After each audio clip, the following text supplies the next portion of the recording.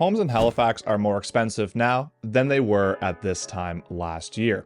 And if you're scrolling through your phone, looking at social media and looking at other agents' posts, you're probably going to notice a lot of things like, buy now, this is the time, the market's about to explode in 2025. But can we really take that as an indicator from just 1 month's worth of data from January 2025, especially with all the uncertainty and things going on in the world right now? Or is this just another sales pitch? In this video, I'm going to break down the market for you, and I'm going to review all the stats for January 2025. Now, just before I get into it, if you're new here, my name is Andrew Stevens. I've been a realtor in Halifax for 10 years. And if you want to be educated on the Halifax and Nova Scotia real estate market, then hit that like button and hit that subscribe button. And if you're thinking about making a move in the HRM, you can reach out to me anytime in the Calendly link below in the description. So starting off with the sales data, in January, we had 257 sales. This is up 8% from this time last year, and we're definitely trending back towards some more typical sales numbers, as if I look back to the 2023 stats, we're up 32% from 2023. Now, in terms of the average sale price of these properties was just over $596,500, which is up 5% from this time in 2024. And if I look back to 2023, we're up 15% from January of 2023. So we're trending upwards, which has been typical on a year-over-year basis since 1980, except for just 1 year where the prices went down in 1995.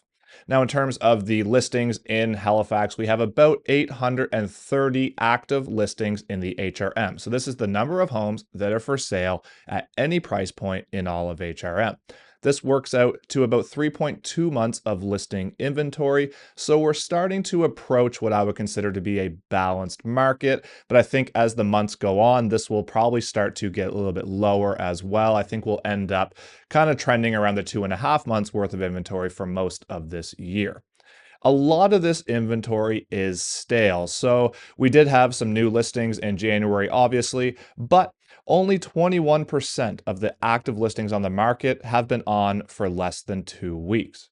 50% of the homes for sale in the HRM have been on the market for 60 days or more, and 36% of the homes on the market have been on the market for 90 days or more. So a lot of these listings are hanging around and hanging around. A big part of this is that a lot of sellers are pushing the envelope in terms of the price points that they're listing at. A lot of people are saying, I will sell if I get X price. And maybe X price isn't super realistic for the market today, like it was maybe in the peak during 2022.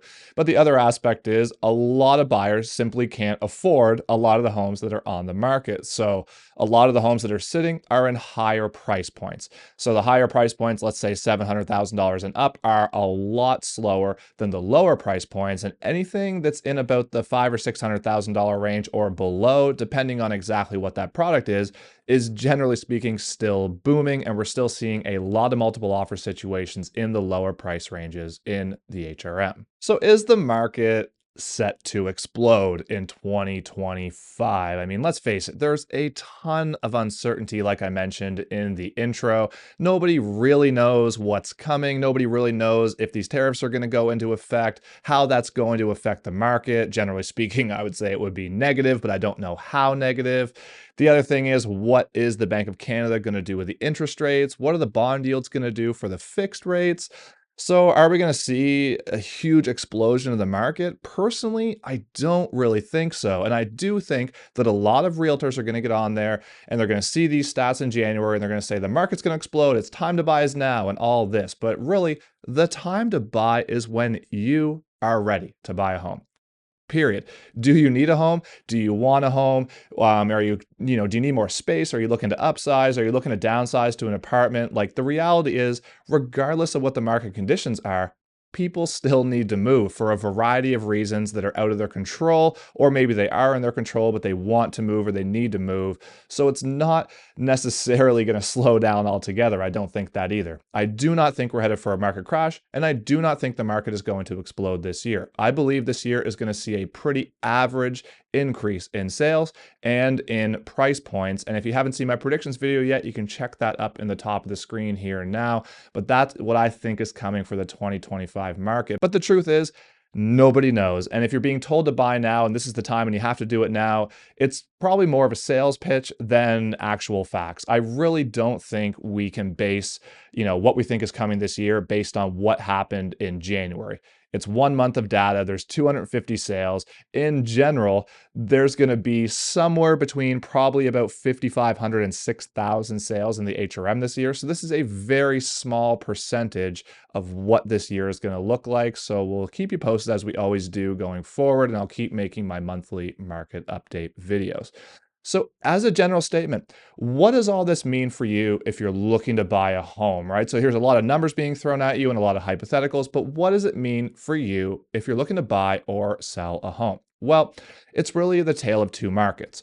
If you're looking to buy a home, and it's in the lower price ranges, let's say anything that's about $600,000 or under, you're likely going to have a bit of a difficult time doing so. You're probably going to run into multiple offers quite often, depending on exactly kind of, what neighborhood you're looking in. But a lot of these markets are very hot throughout the HRM, and it is a bit of a struggle for buyers in this price point. Now, on the flip side, if you're selling a home in this market, obviously the opposite applies. It's a great time to be selling, let's say, a semi in Sackville or a bungalow in Woodlawn or a home in the west end of Halifax. Like there's all kinds of markets that are very, very hot, and especially in the lower price ranges. Now, if you're looking to buy a home in a higher price range, you're likely to have a little bit more negotiating room. It's more of a seller's market for the most part, but there are still some exceptions to the rule as always. So for example, I was in a multiple offer situation on a home in the West End that was listed at $900,000 just last week. So it's not just to say, well, if the home is over a certain price point, it's going to be dead or it's going to be, more negotiating room. It's not about that. It's about what the product is and what neighborhood it's in. And on the flip side, if you're selling a high-end home, it's probably going to take a little bit longer. It's probably going to sit on the market longer. Buyers have more to look at. Buyers have more to choose from. And there's just a lot less buyers in this kind of a price range to begin with based on the way the whole economics of the world has gone. Like always, there's always exceptions to the rule, and it really depends on what neighborhood it is, what the product is, and what the buyer pool is like, and how aggressively you price your listing. Do you want it gone in a weekend, or are you willing to wait 30, 60, 90, or 120 days for your home to sell? So these are all things that are, should be taken into account when you're looking to buy or sell a home. So if you're curious about what it might look like for you based on where you're looking to buy, what you're looking to buy, or what you're looking to sell, depending on the neighborhood and the price points, you can reach out to me anytime in the Calendly link below, and you can book a buyer consult or a seller consultation with me. And if you're still here watching and you got any value out of this video, all I ask is that you hit that like button and hit that subscribe button so you don't miss any of my future content. That'll push this out to more people like you who may want to be educated in the Halifax and Nova Scotia real estate markets. And until next time, thank you so much for watching. I really appreciate your support. I'll be back with another market update in February when the stats come out at the end of this month. But until then, have a great day and thanks for watching.